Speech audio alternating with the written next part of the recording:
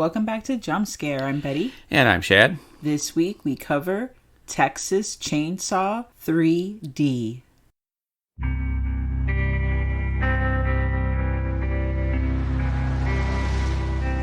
The beast in me. So do you know anything about this place? Just the address. Is caged by frail and fragile bars. Wow. Restless by day and by night, rants and rages. Look like Granny likes to play a little pool. What exactly did Granny do for a living? I have no idea. I just learned about her yesterday. The beast in me. God help the beast in me.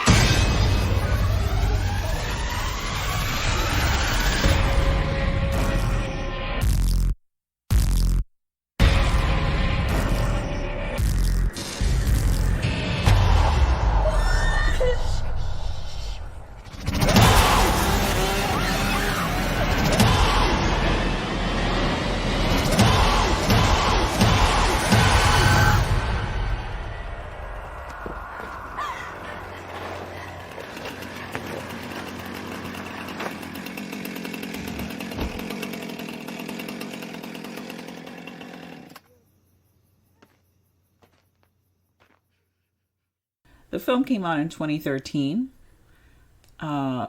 We saw this on Peacock? Yeah, it was on Peacock of all things. That's the only place that would have it. Yeah. It fell off on some other streaming. It used to be on things. Tubi and a lot of the others, but it fell off. I guess Peacock was like, ooh, we're finally going to get a Texas Chainsaw movie. But it's this one. The film stars the beautiful Alexandra Daddario, which I'm obsessed with. Who isn't? Come on. Did you see her? Scott Eastwood is also in it, who's Clint Eastwood's son. And you got the character actor you've seen in everything ever made. You probably won't know his name, but you'll know his face if you saw him. Richard Reel, I think is how you say his name.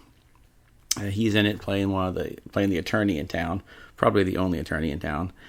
And it was directed by a guy named John Lusenhop, which this is really the only thing of note that he's done. And he hasn't done anything since this. So, this movie. Oh, there's a cameo with Gunnar Hansen. I forgot. We do have, this was Gunnar Hansen's last film, sadly. Also, Marilyn Burns' last film, I believe, because she had passed away. She passed away the following year. Yeah, she makes a cameo as Alexandra Daddario's grandmother. You also got Bill Moseley showing up in there, which I love how they kind of edited him into some of the footage from the original at the beginning. Which brings up the point of the main annoyance of this movie. They start off at the beginning and they do give you a quick recap of the original Texas Chainsaw Massacre. You see all the murders, you see everything happen, you see Marilyn Burns run away and get in the truck and drive off. Then you get to see the police come back to the house and the redneck lynch mob that shows up and burns the house down, shoots everyone, all except one. One woman survives holding a baby outside. One of the rednecks decides, you know what? My wife's kind of wanted a baby, so I'll just kick her in the head and take the baby away from her. And that's how we open up. Now, here's the thing. They made it a big point to show it was happening right after the original, which took place in 1974. Then we cut to the present, and it's not supposed to be like the 90s or anything like that, because people are using smartphones, they're using like video chats, all this kind of stuff. So it's at least 2005 plus. Yeah, even then, really, people weren't using video chats until like maybe 2010. I don't know. I think the iPhone came out. When the iPhone came out in '07, I don't know. But yes, it's modern. It's somewhere in the middle there. It's at least around the year or so that it came out. It's a year within a couple of years of when it was released in 2013. Before you get further in, I have to ask, while the movie, was playing, and there's like, I don't know, 7 or 8 people in the Sawyer / whatever the other family's name. We're going to call them Coopers. I don't know. Carson. Carson, okay. The Carson Sawyer house. Where the fuck were all these people? Where were all the people in the film, in the first film? Were they at work? Were they in the fields, like, picking oranges? Like, what were they doing? Yeah, there's like a whole mob of them when they show up, because now Bill Moseley is supposed to be playing one of the characters from the original, but you see Grandpa there, and of course you see Leatherface, but then you also see someone that Gunnar Hansen is playing. He's just a dude there. We didn't see him in the original. And then you've also got several other people. Didn't we, though? Well, you know what I mean. So you've got all these other people there. Yeah, where were all these people? What was their purpose? What were they doing errands. They were at work. I guess they were all just out on other job sites that day. And they were at other houses ambushing people. And why were they comfortable knowing that Jed, Leatherface, was just off murdering people and doing his thing, and they were just accepting because he was slow? They were just like, that's just a thing that good old Jed does. That's fine. Well, and I love when the police show up and the Sheriff Hooper, get it, and just says, send out Jed. He killed a bunch of people with a chainsaw. We got this woman that says, okay, but wouldn't the woman have also said, yeah, Jed was killed by my friends with a chainsaw, but also there was a creepy grandpa in the house that tried to hit me in the head with a hammer, but he's too old to really get it done.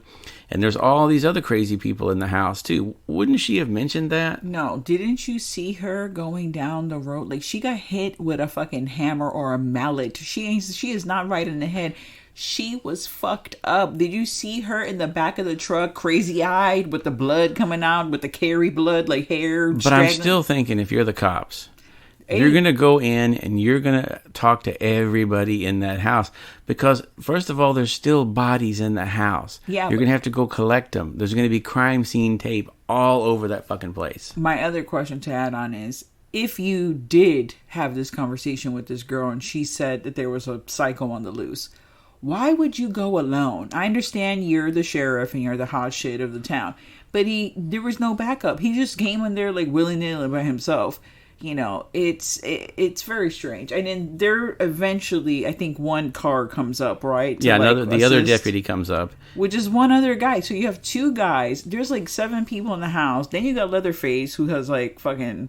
I'm going to discuss Leatherface and this film in another aspect later on in the podcast, because I have this weird, not a theory, but this thing like, what were they thinking in the writing room? What was going on there? But anyways, so you have Leatherface, who's like, obviously he could just handle himself with the fucking chainsaw. So you got like 8 people times like against 2 people.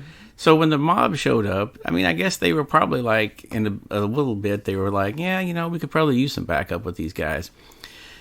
But like I said, of course it went wrong, and, mobs being what they are, they did terrible things, burned the house down. Stealing babies, burning houses down. Stealing babies, burning everything they do, with mobs. But so after we see all that, we flash forward to present day, where we've got the baby grown up, and she's working in the meat department of a grocery store. She's cutting meat. It's in her blood. You see what they did there? Wow. Yeah. And it's 2000, we'll say 2012.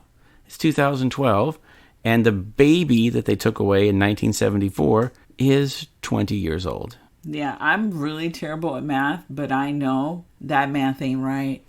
It ain't right. She should be like in her 40s. Yeah. Now, if they had picked an actress that was in her 40s, fine. Even one that was 30, I would have thought, I think they were stretching it. That fucking baby was like a year, no more than a year old, that kid. But if the woman was at least 30 and looked 30, you could go, well, maybe she's a little older or something. No. This one's obviously looked like she just right out of high school, okay? So she is she's planning a trip to Louisiana with all of her friends, they've got their Volkswagen minivan.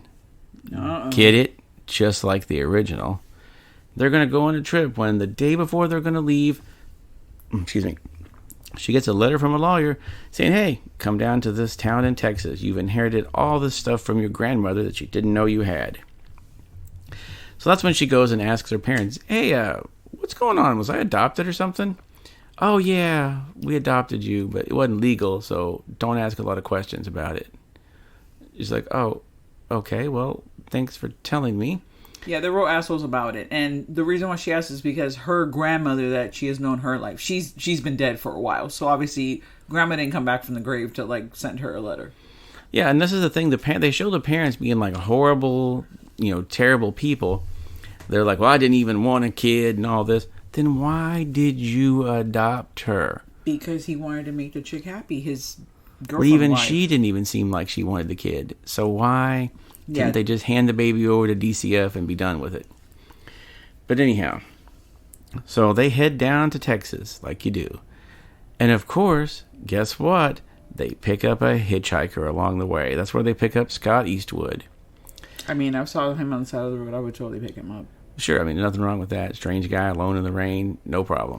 But the problem is when you take him along on your trip and then you finally get to your house and you're like, you know what? We're going to run some errands, check out the town. Why don't you stay here, stranger, in my brand new big old house with all of my fucking family heirlooms that I just acquired by yourself? And here's the keys to everything. Yeah, what the fuck were they thinking? See, if this was like, if this was like 94, I wouldn't even accept it on 94 because you should know that. This is like, I would only accept some shit like that, like if it's like no later than like 85. Because it's like, you should know maybe this is not such a good idea. One, do not pick up a hitchhiker. And two, do not leave them alone in your brand new house. You don't know anything about him. But, it's 2012-ish. That's fine. Just come over. You're hot. You're not... It's fine. Just here's the keys to my car, the keys to the house, everything you need. Everything should be fine. And I also love the fact that the lawyer specifically gave her like the keys to everything, the paperwork, and said, here's this letter from your grandmother. Go in the house and read this right away. It's very important. Right away. Let me tell you, if she read that right away, so many we wouldn't have a movie. And that's the whole thing of the movie. If she would have read the letter beforehand, you more or less would not have anything to watch. Yeah. Because she doesn't read the letter, that she finds out. I don't even think if I read the letter, I would believe. Obviously, once the letter tells me that something is going on, then I would go investigate. But I would still be majorly sus about it. And I might have called the police to come out there and help me open this door. Yeah, because what this letter is like the most fucked up letter ever. But we'll get into the letter. So, of course, the guy, he's got the keys to everything, and he finds the secret door that goes down into the basement. And there's a special huge key that unlocks a giant door. And behind that door is another door, a big metal door, just like in the original. Get it? Wink, wink. Huh? You see what we did here? We're original. Not really. He opens the door, goes in. Surprise, it's Leatherface living down in the basement. He also survived the fire and the shooting. Apparently the only people that died in the house was Bill Moseley and Gunther Hansen.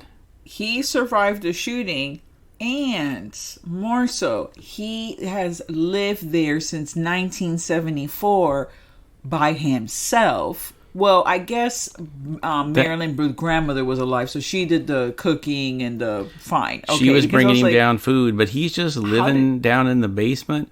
No TV, no radio. Well, I was going to say, did they have that in 1974? Yes, they had TV back then. I don't think he was watching TV. I can't even imagine him watching like fucking like Daffy Duck. What else is he going to watch? I mean, everything else is going to be way above his level to follow. Mork and Mindy. That would probably be a good show for him. But yeah, so of course he kills Scott Eastwood. I started to say Clint Eastwood. He kills him with a hammer, of course, just like in the original. The first kill is with a hammer. And, everyone comes back, finds that the house has been ransacked. Oh, and while they're out, they stop there at they're in the little Texas town. You immediately get the sheriff deputy that comes up and starts hitting on her. And then you have the older guy that comes up and is like, yay, you bought the old Sawyer place? Well, or you inherited it, rather. I'll just buy that off of you right now. What's your price? What's your price? Yeah, tell me your price. Tell me your price. I'll buy it for any price. Now, she just says, oh, no, thank you, and walks away. Like, wouldn't you at least consider it, think about it, be like, that's probably worth a lot of money. I could probably just take that off of you and go. But no. So this is also the point where you find out that her best friend that's coming with her on the trip is also sleeping with her boyfriend. Of course she is. Yeah. And I thought that might pay off with something later. Who's like fucking Trey Songz? Like, if anyone listens to rap music. To Trey Songz? To Trey Songz, yes. But they go back to the house. They start cooking up dinner. The best friend, she's out on the porch smoking weed. The boyfriend is playing pool by himself. Alexandra, she's just upstairs looking through all the clothes. The guy that's cooking, he decides to go down. Hey, there's a butler's pantry. I should see what's down there. You know what's down there? Leatherface. This is when, and we're just gonna summarize.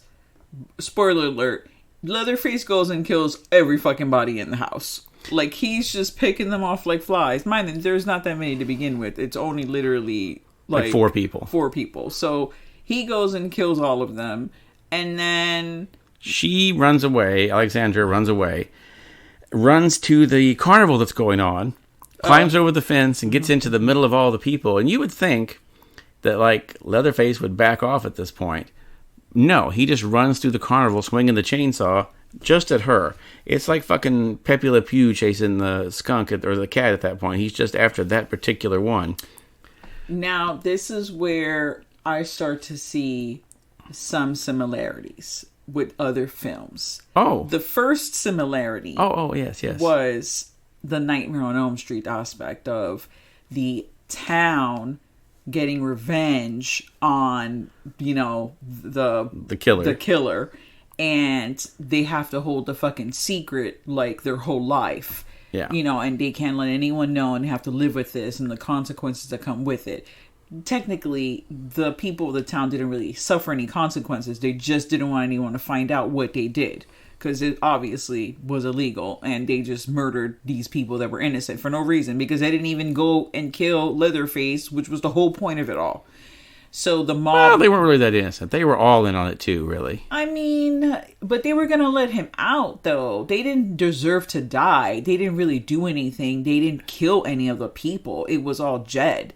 Fine. Like I said, where were they? We don't know. Like, Grandpa and the freaking hitchhiker, who was not even in the damn... Obviously, you know, he wasn't in the... Bill Moseley was obviously in on it, even though he really wasn't in on it originally. His character was in on it. But, so you have that. And now, in this carnival, oh yes, Leatherface has become Michael Myers. He has now Michael Myers' one-eyed vision, where he's just like, I'm going to get Laurie, and that is all I care about. I'm a psycho killer, and I kill everybody that comes to my path. But now, even though I'm in a fucking fair where I can go on a murderous rampage and just chainsaw the shit out of everybody, I'm only going to go after...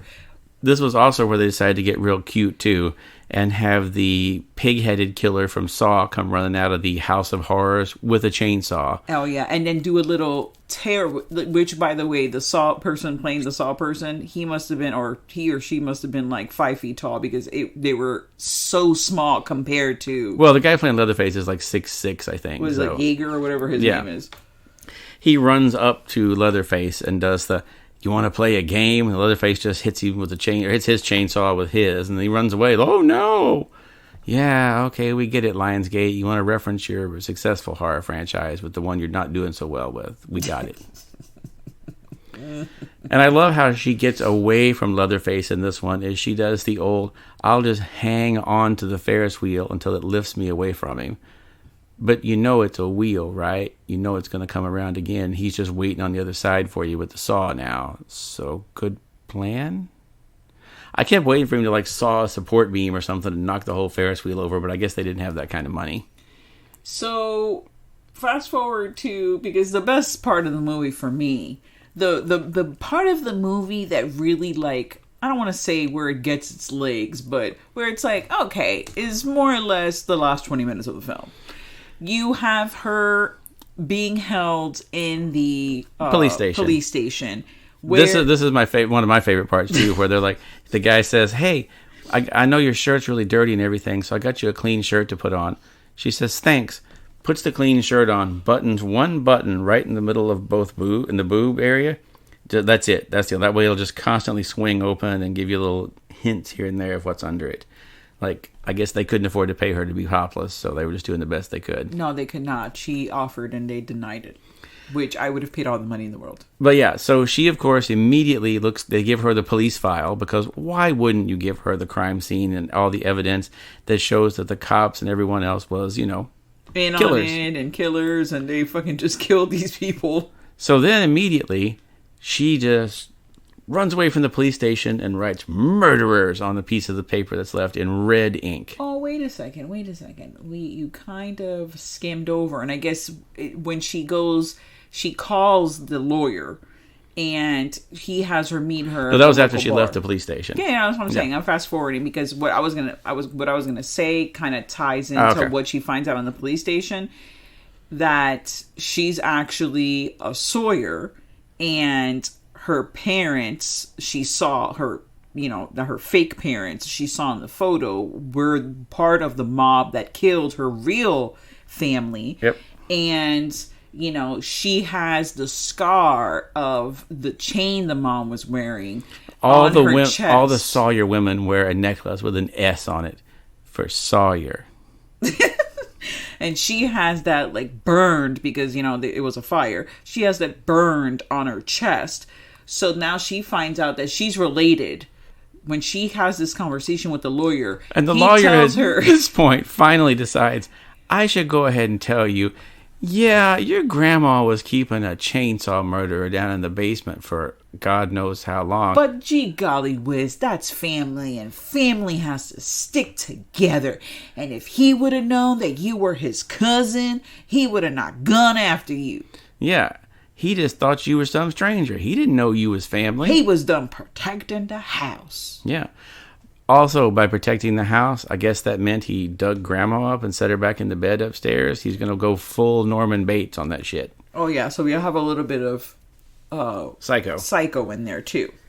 So, she leaves the bar because, spoiler alert, the evil guy from the beginning that she talked to that wanted to buy her house, that you knew was immediately evil because he was in on the mob, he's there and he knows, oh my God, she knows our secret. So we have to murder her. Yeah, of course. Naturally, we're just going to have to kill her. And has everybody, more, I don't say everybody, but people in the town are helping him, including, spoiler alert, further, the deputy that was hitting on her earlier. Yeah, the nice guy cop that saved her at the fair.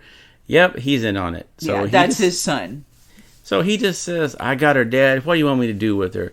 Well, take her out to the slaughterhouse, son, and that's where we'll deal with her. Now, this is also the part I love. She has taken a knife with her from the bar.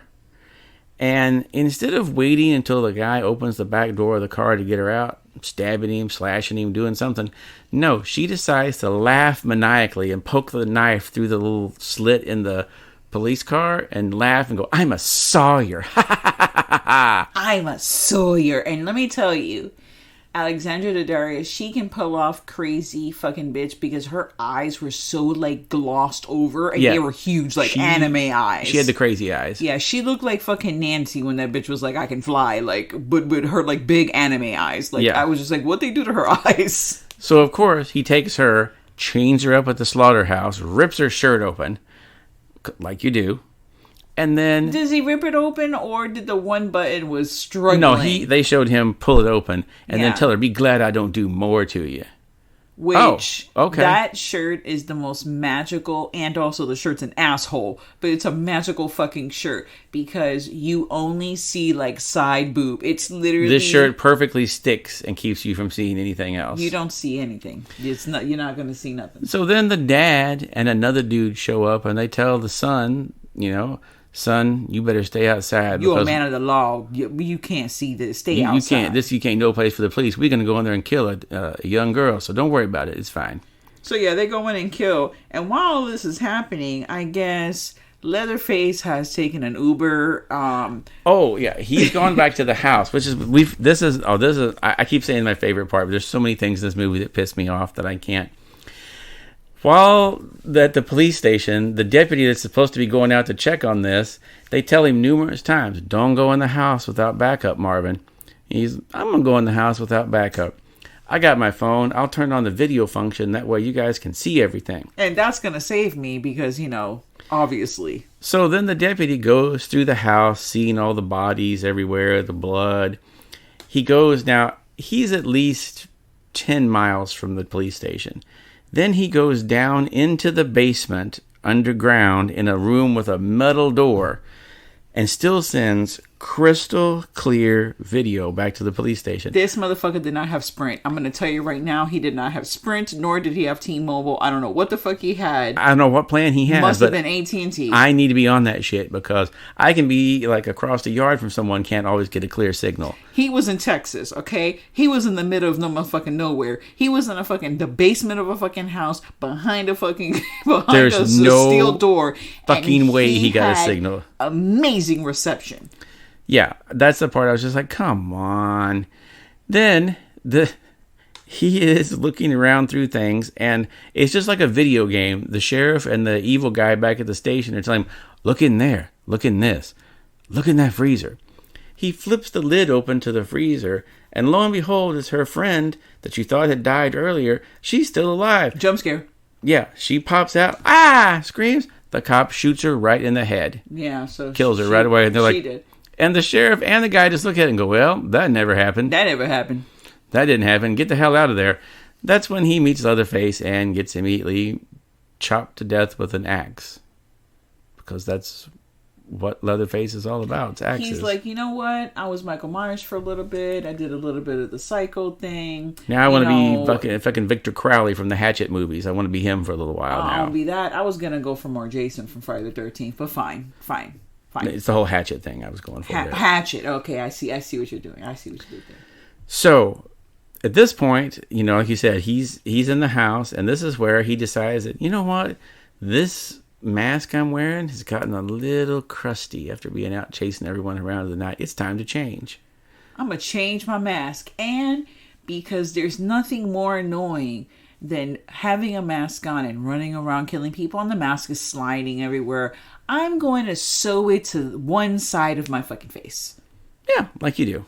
What the fuck was that about? I don't even understand. Mind you, now that I'm thinking about it, because it was 3D, maybe when he took the needle out, it went towards the thing and then he poked it back in. Could be. There was a lot of things in this, like chainsaws thrown at the camera and stuff like that. We did not see this, obviously. It was on Peacock. We did not see this in 3D, which I feel like when there's... Oh, I saw it in the theaters in 3D. It did not help.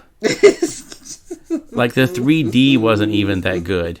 Like, if this had been something that was like an amazing 3D movie where, like, blood was flying out at you and you were ducking and stuff, I could at least be, well, the movie's terrible, but if you see it in 3D, it's fun. There was nothing. Okay, well, let me tell you. The film takes a weird fucking turn. Yeah, now, this is the part that... Wait, what?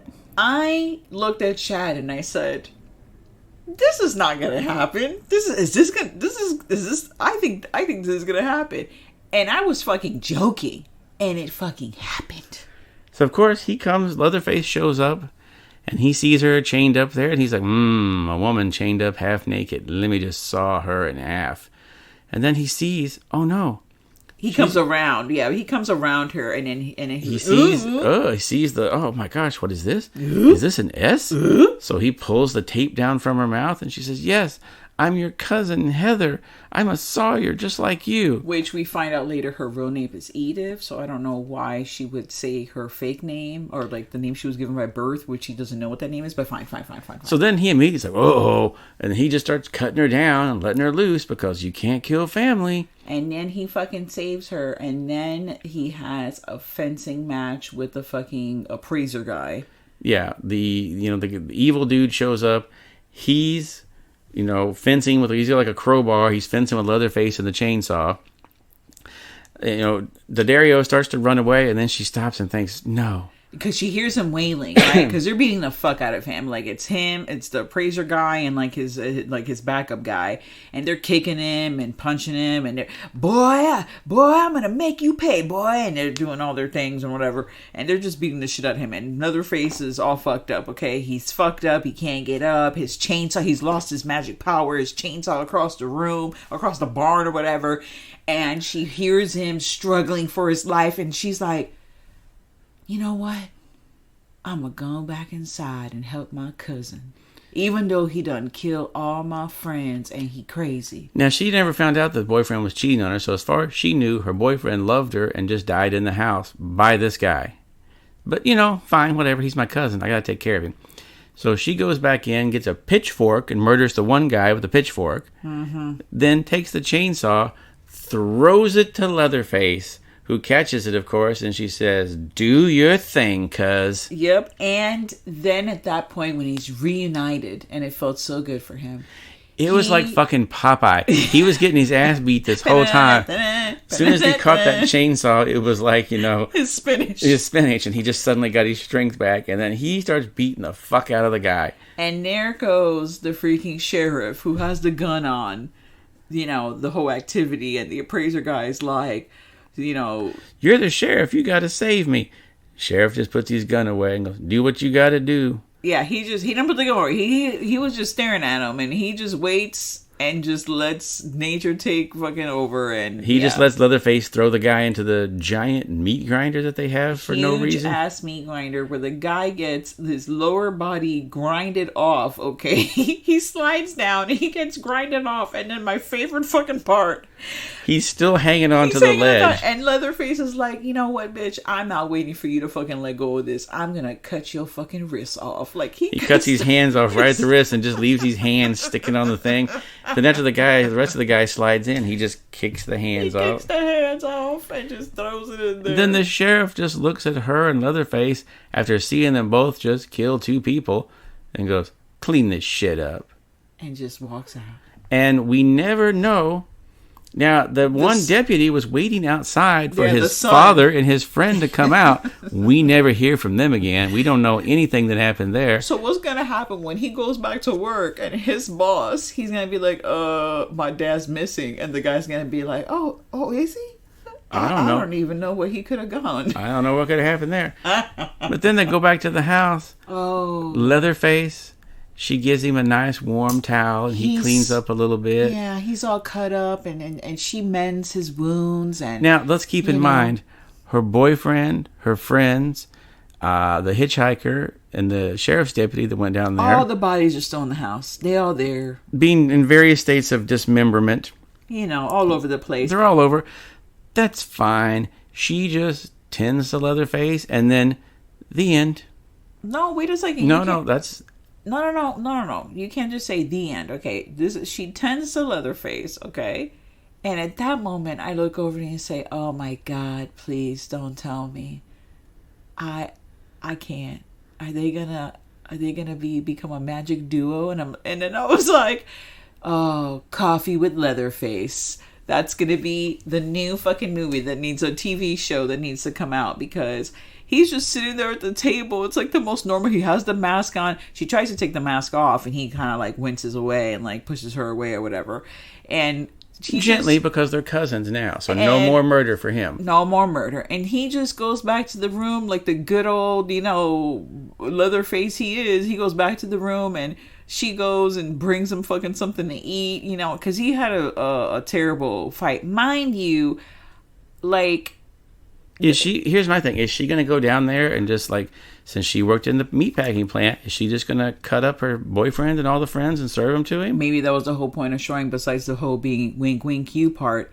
Also, this is when she reads the letter.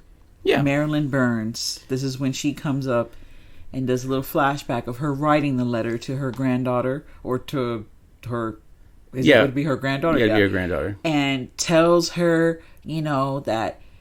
she's got a big responsibility now, and she gets the house and all the treasures within it, but then also the curse within the house, and how the cousin's locked behind the fucking thing, and he's a killer, and everything. Like, she just fucking tells her everything that she fucking needs to know. Is in that letter. And if she had just read that shit to begin with, I mean, if I had read that letter, I'd be like, huh, interesting. Grandma says there's a chainsaw murder in the basement. I'm going to go ahead and call 911 now.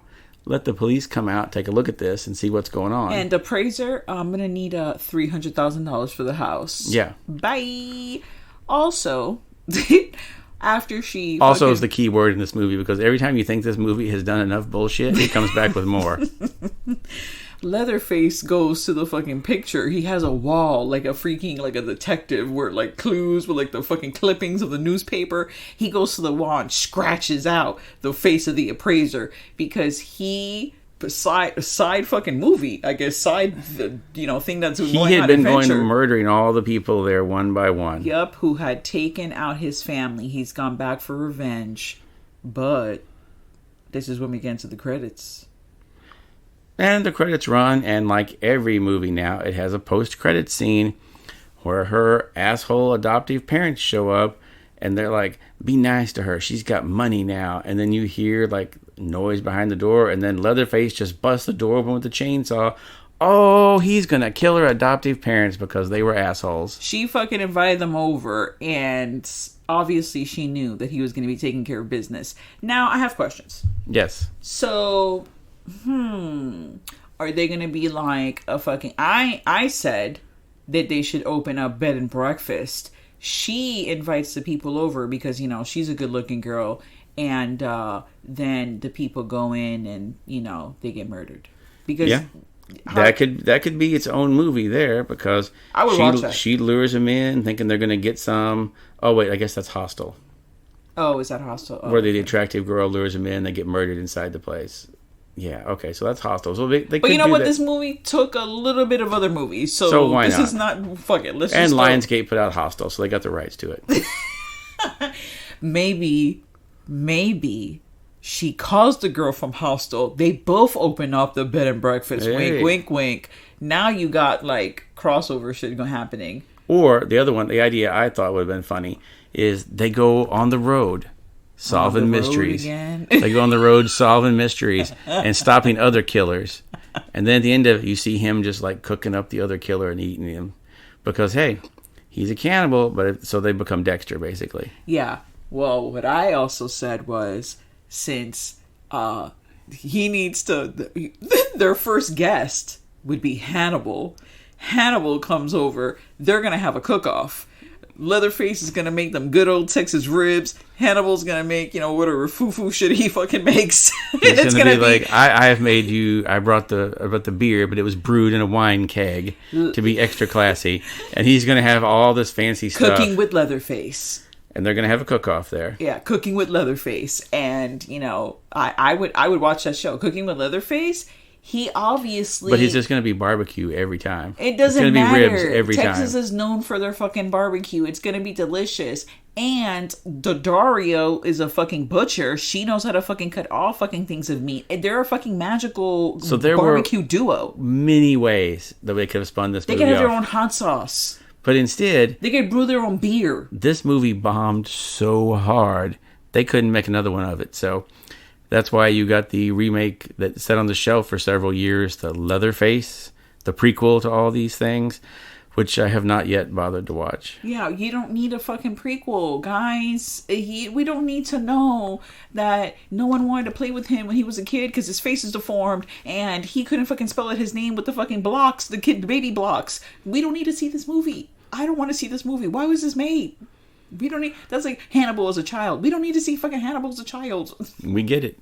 But yeah, but there is another one coming out. Another like reboot thing they're doing that they're working on this year. I don't know what it's... supposedly it's supposed to be good because what's-his-face is doing it. Yeah, the Fede Alvarez. Is that the guy that did the Evil Dead? Evil Dead and Don't Breathe. Yeah, so I love Don't Breathe, hated the fucking Evil Dead. Don't even get me started with that. I'm like, okay. So he's kind of 50-50 for me. Yeah, for me too. So, now, in terms of a rating, I would give this movie the one knife that I would throw at it.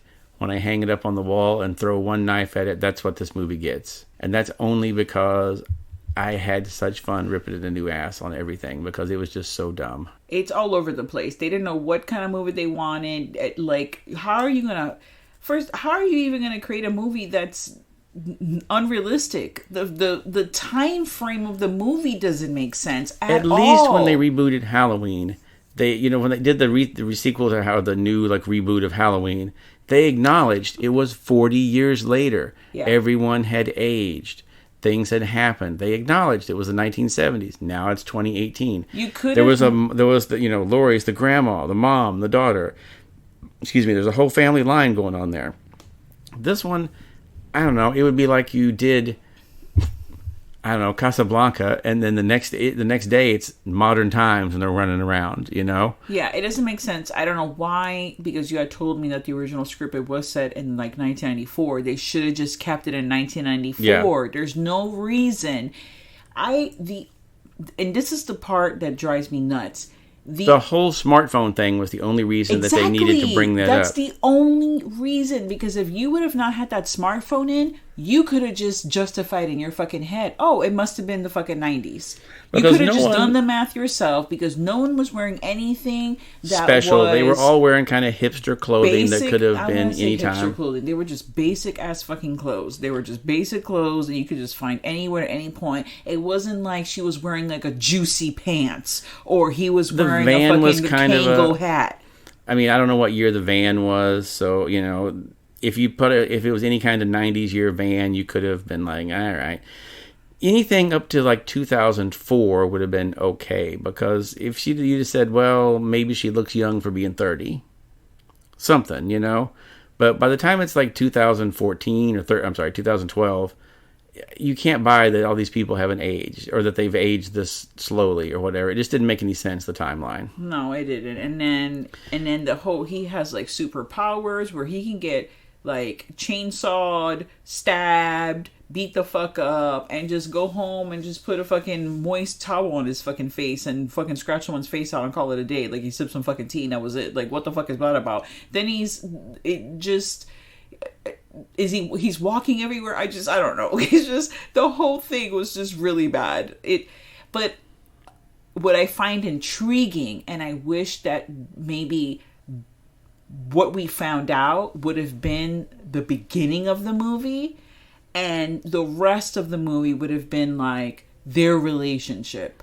Yeah. What her role's gonna be in his life, or whatever. Does she become a psycho? Because there were moments where she does lose it, where she looks crazed and she's accepted that this is in her fucking blood. So she's become okay with the killing and justified, because you have to protect family. Let's explore that more.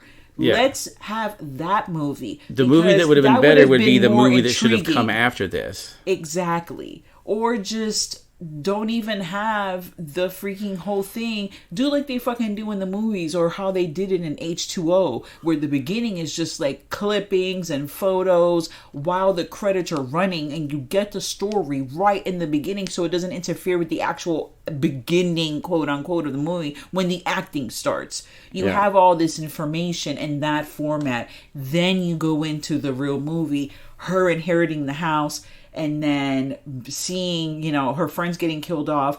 Killer Cut did that too, where they were in the past, then they fast forward to the future. I mean, like, there's so many other films that have done that, thing where you could have done that, and they just dropped the ball and just didn't know what the fuck was going on.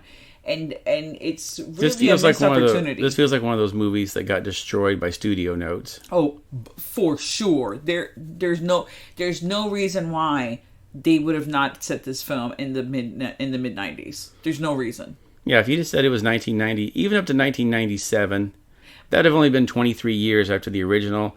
I would have totally bought that. Yeah, but at the same time, even if we did have a movie where the timing was right, the movie was still going to be terrible. Yeah, but the timing just detracts from it even more. It does. It doesn't help the film at all. But I don't know if it had happened, if the film would have been able to rescue itself or come back from that at all. I don't know. I also give it one knife.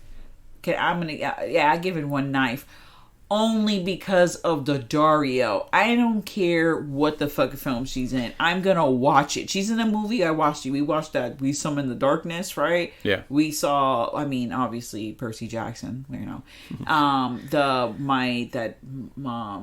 that other horror movie with the late. What's his face? My girlfriend's my ex-girlfriend. You love this movie. How can you? My Girlfriend's Back. No, it's not My Girlfriend's Back. It's the other one. Yeah, I know. I do love this movie, and I can't fucking remember the name of it. But she's in that. Like, whatever she's going to be in, I'm there. And that's the only saving grace for me in the movie, is that I get to actually... Well, I'll give credit to the other actors, too. No one was a terrible actor in the movie.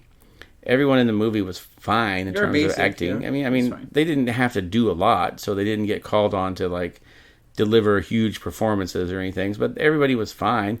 The blood effects were pretty good. I'll give it that. There was a scene where someone gets chainsawed in half, you know, and that came out pretty well.